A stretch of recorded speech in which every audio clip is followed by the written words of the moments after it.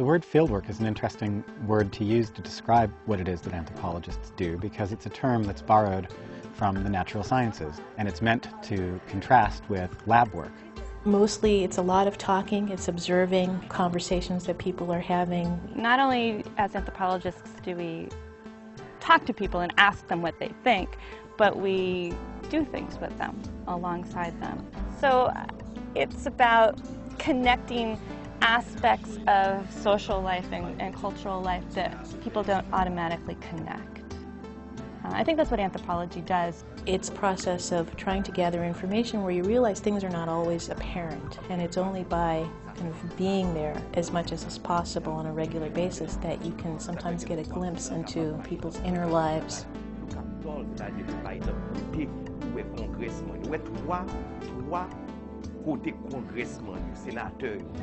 Okay, I'm coming to visit you all. I'm doing field work at a Haitian social service organization that has historically served Haitian refugees and immigrants in the greater Boston area. I thought it was a very interesting site to think about in terms of questions that came up in the research that I had done in Haiti. How is it that communities of Haitians who were able to leave Haiti were able to reestablish new lives in another country, learn to negotiate a whole new system, a whole new culture, new language.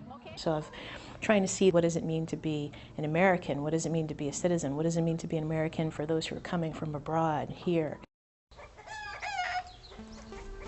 We're in Londonderry, Vermont, to study the culture and economy of farmstead and artisan cheesemaking in the United States. One thing that I'm interested in looking at is how people learn how to make cheese. And some people have made cheese in their kitchens for years. Others have this idea that they're going to go into business and they take courses and they read books and sort of approach it more formally. So do you have a working definition of what makes an artisan cheese an artisan cheese? I don't. I think as long as you've got a cheesemaker using his or her hands in the process and using their senses to determine when to move on to the next step, it's artisan. And I can't really define it any better than that. So it's an interesting place to look at expertise, because its expert knowledge is not a guarantee that you're going to make a good cheese. We put it in at around 9:45. You know, some people measure temperature and they're very fastidious and they only do go to the next step when the pH is at exactly the right point, and other people just say, okay, it's ready. You know, not all cheesemakers are good at math.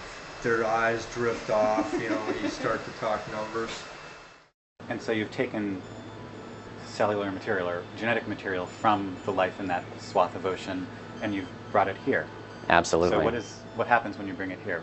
To do field work among scientists and among the marine biologists that I worked with in particular entailed engaging with their everyday practice, which meant doing things in the laboratory with them, doing things at sea. So I went on a number of research cruises with them to answer particular questions, ecological questions. I was able to dive in the research submersible Alvin, which is a small 7-foot in diameter titanium bubble. I want to know, in this moment of environmental crisis, global warming, what the ocean looks like to the scientists who describe it. So I'm looking at the practice of the production of authoritative knowledge about, in this case, the ocean world. What do you think has been some of the challenges in trying to get adequate health information to the people that you serve? The people, unfortunately, who are being left out are those undocumented, because you need to have proof of citizenship. One of the things that is a constant theme in this building, of this program, is questions of citizenship. Citizenship education, knowledge about law, knowledge about rights. All of those are central themes to security. Let's say, for example, you have all this. You call sick, they still pay you. He calls in sick and they don't pay him.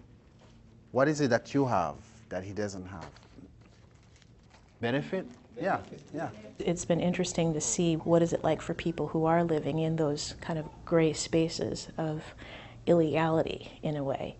I think anthropologists today, many of them are looking at questions of law, questions of health, questions of relations of power between the sexes. Those are all ethical and moral questions. Would you say there's a lot of discrimination, that we're against Haitians or against immigrants, or against who?